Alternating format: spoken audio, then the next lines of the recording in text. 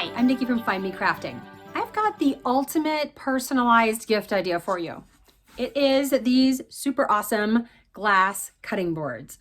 The glass cutting board itself is really fantastic, and then you can etch whatever the heck you want into it. This one has a cute little grandmother saying, and I actually etched the grandkids' names into it. Yep, you can personalize it that much.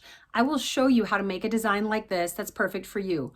Or for Mother's Day, if you wanted something just you didn't have to design, I have 2 free cut files on my website of designs that are ready to go. This one says Grandma's Kitchen, where sweet things happen.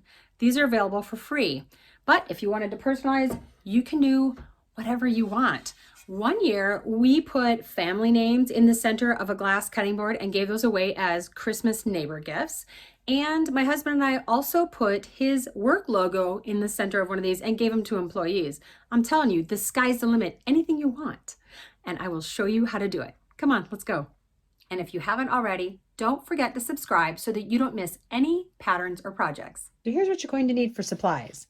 You are, of course, going to need cutting boards or a cutting board, depending on how many you're going to be working with. I think I'm probably going to do 3 today. They're all different sizes. I actually have a link I'll put down below.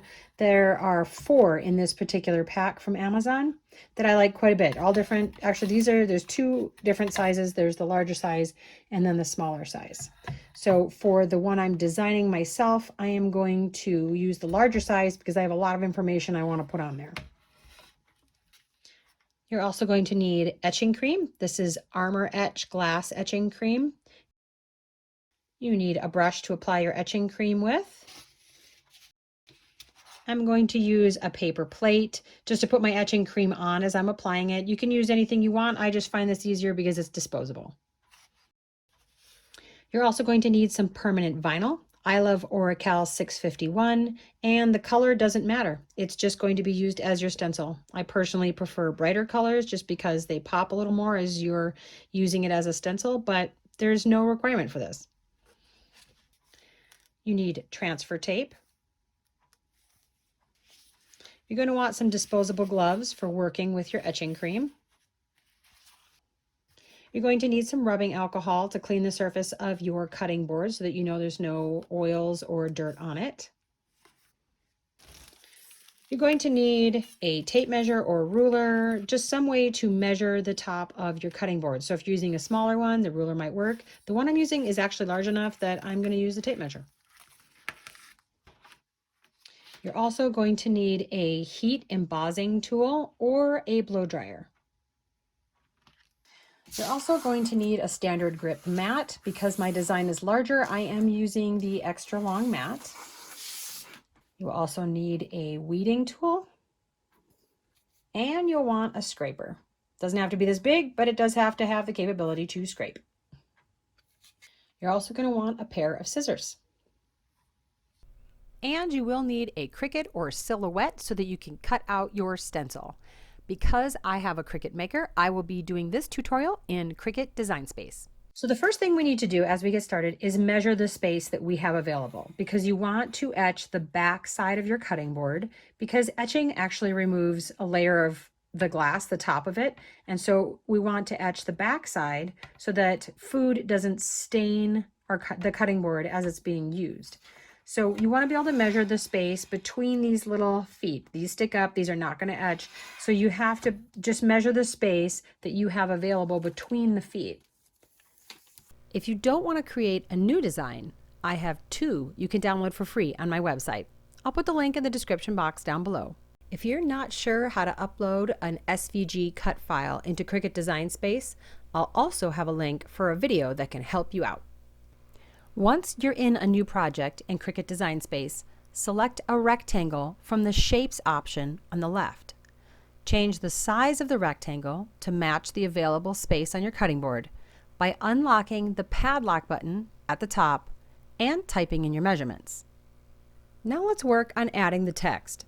For each section of text, I selected a text box, typed in what I wanted it to say. I changed the color of the font so I could see it when I placed it over my black rectangle. And then I changed the font. Then I changed the sections of text to be the right size. You can click on the corner of the text box and drag the text larger or smaller, or you can change both the width and the height in the size section at the top of the page. Make sure to leave about an inch of space along all of the edges of your rectangle open so that your stencil will protect areas of your cutting board that you don't want etched. Once I had it about the size I wanted, I clicked on the curve button at the top of the page and then dragged the button to the right until it was at 20. This curves your text downward. Once I had each of the text sections looking how I wanted, I selected all of the text in that section and then clicked on Combine and Unite on the lower right so that Design Space recognizes them as one block instead of a bunch of individual letters. This makes it easier to move around and play with that chunk of text. I repeated this whole process for the next chunk of text, the part that reads, "Where memories are made and grandkids are spoiled." I clicked on a text box, typed in what I wanted it to say, changed the color so I could see it on my rectangle, and changed the font. This time I used a font called Heartwarming. Then I sized it. When I had it looking the way I wanted to, I clicked on Combine and then Unite for this block of text. I did not curve this section, however. For the third section, the one that included all of the grandkids' names, I used a new text box for the first grandkid's name, changed the font and color, and sized it. And then I copy and pasted it for each of the other grandkids' names so that they would all be the same size and font.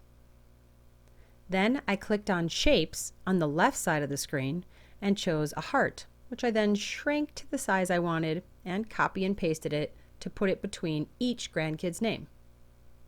Once I had 3 of the names ready, I once again clicked on the shapes on the left and I selected a line. I rotated the line so it was horizontal, and then I spaced the names and hearts onto it so I knew they were straight and even. For the last part of my design, I clicked on Images on the left and searched for a leafy branch to add at the top. Once I found one I liked, I put it on my canvas and changed the size so I liked how it looked. I then duplicated the branch and then selected Flip from the top of the screen and flipped the second branch horizontally so I had a mirrored copy. Changed the color so I could see it. Then, after I had everything looking just right, I selected the entire text design and clicked on Align at the top and chose horizontally. This centers all of the elements. With all of the text and branches still selected, I clicked Combine and then Weld to attach everything together. Then I selected my welded design as well as the rectangle, and I clicked on Align and then Center at the top so that my design will be in the exact middle of the rectangle. With everything still selected, I then clicked Combine on the right and then Exclude. This removes all of your design from the center of the rectangle, making it perfect as a stencil. And then it's time to click the Make It button from the upper right. Now this next step is very important. From this screen, you want to click on the Mirror button. Because we're putting the design on the bottom of the cutting board, if the design is not mirrored, it will appear backward from the top. Next, click Continue in the lower right, and if you're using Oracal 651, like I am, on the next page, select the option for Vinyl, and then change the pressure from Default to More. Put the vinyl on the mat, put the mat under the rollers, and press the arrow button. Once it's inside your Cricut machine, you can press the flashing Cricut button to begin the cutting. This is a good time to clean off the back of your cutting board with rubbing alcohol. This removes dirt, dust, oils, anything that might prevent your vinyl from getting a really good seal. Once your vinyl's done cutting and you've pressed the arrow button so it's been spit back out of your Cricut machine, now I'm going to weed my design. And you have to keep in mind while you're doing this that you want to use this as a stencil. So you're going to remove the centers of things so that you can use it as a stencil. So I'm going to peel off the outside edge around the box. And then I'm just going to go in and individually weed all my letters, which may take a while. And most people either really love weeding or really despise it. Not sure there's much in the middle. I personally find it to be one of the most satisfying parts of this whole project. I love weeding. Keep in mind that because you're using it as a stencil, you want all these little pieces in the centers of the letters to stay there. All the little D's and the E's and all that, you need those in place. Another little tip I have for you for weeding, after you've kind of lifted it up, if you pull the piece toward you, kind of horizontal, along with your vinyl, you're pulling it towards you instead of just up, it'll leave these little pieces in place. If you pull straight up, which is my inclination every time, these little pieces want to come up too. So pull it sideways, if that makes sense. Once you get it weeded, you just need to cut a piece of transfer paper large enough to cover your design. And then you're going to place it sticky side down on top of your vinyl. And you try not to get one of those bubbles like I just did. Then you're just going to want to scrape the rest of your design because you want it all to transfer. You want all those little pieces within the letters. Now it's actually easier if you peel. You probably already should have peeled this off my mat, but I forgot, so it is what it is. So get it off your mat, and then if you peel it off the backing, you should make sure all of those little pieces transfer. So right here's a piece that didn't transfer. I'm going to stick it back down and kind of press on it and get it to peel off. Try to touch the vinyl, the sticky part, as little as possible because you want it to be really sticky when it gets to your glass. Sometimes it helps if you rub on the back of your vinyl as well. Now the goal, obviously, when putting your stencil down is to try to make it centered.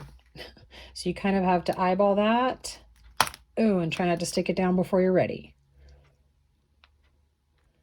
And because your rectangle should be straight, if you kind of line your vinyl up with the edge of your cutting board, that should be straight. And once you get it on, then you're going to want to use your scraper again to scrape the back, remove any bubbles, get it to lay completely flat. And now you have to peel the transfer tape off. Same sort of process as your vinyl. Hopefully all of your little pieces are going to stick up. All these bubbles in here really don't matter. You just need to make sure everything is flat right next to the cut design, because once again, it's a stencil. This is not going to stay here. So the fact that this looks really disgusting is not going to matter at all. So now here's, I think, one of the most important parts. You're going to take a blow dryer or an embossing heat gun and turn it on, and you want to heat the design so that it is completely stuck onto your glass. You want to make sure that all of the spots right next to the letters are completely stuck on. You don't want any of the etching cream to bleed underneath.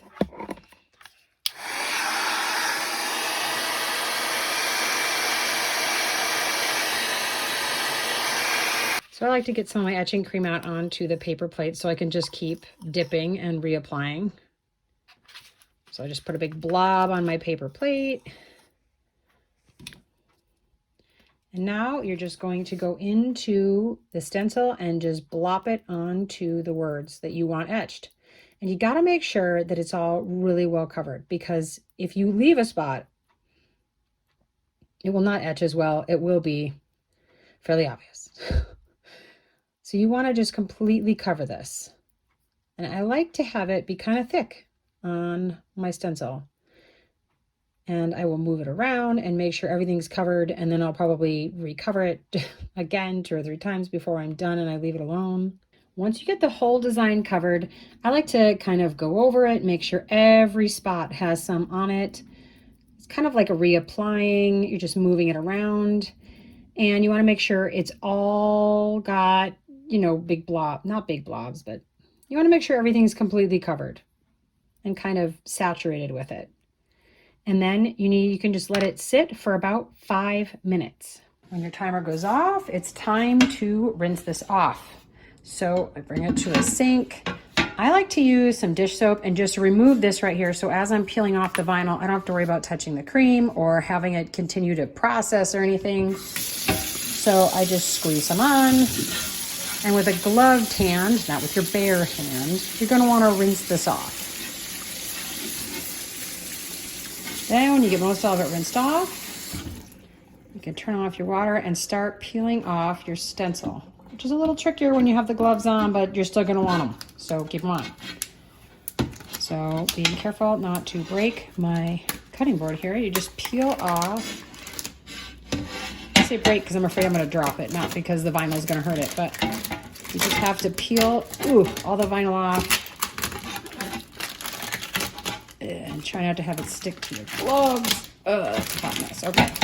At this point, getting off all of those little bits of vinyl can be kind of a pain. I use just a scraper, any one you have, and I'm just going to support it on the back of my cutting board so that I don't break my cutting board applying pressure to it. But it comes off a lot easier. Now I've removed all the vinyl from the cutting board, and you know, I'm wearing half of it, but it's okay. It'll all come off. I'm going to put on some more dish soap and just wash it one more time. I want to make sure I get all of the etching cream off. Now, if you want to get a look at the final product, you just have to dry it off. Oh, I just had a minor heart attack because I thought I spelled my mom's name wrong, but no, I'm good. It's fine. It's all good. Okay, so it's mostly dry, not totally, but you can see the etching. It's awesome. How's that for customized gift? Don't you have the urge to make them for pretty much everyone you know? I love etching projects, and that's the feeling I always get afterward. Happy crafting.